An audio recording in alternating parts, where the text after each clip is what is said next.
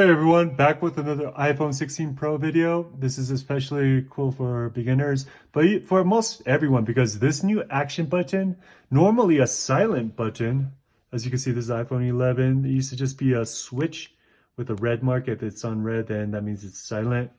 Well, now all you have to do is hold it down and turn silent, hold it down again and it allows a ring. But this button, this is called an action button. It has options. You don't need it just to be a silent button. So today what I'm going to show you is how to make this into a timer button. And the reason for that is because some people just need the timer more often.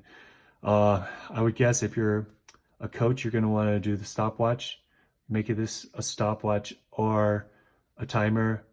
If you're testing people a lot, you're always using this. Hey, why not make it into a timer? So instead of having you go to the clock widget, and you can actually just go ahead, go to settings.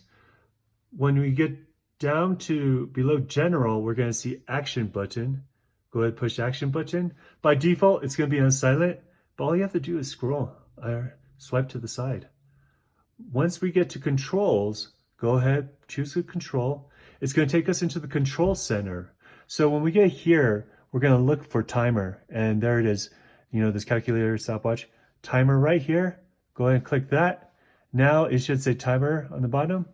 And whenever I hold it down now, it's going to go straight into the timing. So I can adjust this. So say I'm a teacher and I'm always timing my students. So, all right, kids, you have 10 minutes. Timer's on. There we go. All right, so yeah, once again, doesn't have to be a silent button. It can become a timer button. Now, go ahead and try that at home. Please like or comment. Appreciate it. See you next time. Bye-bye.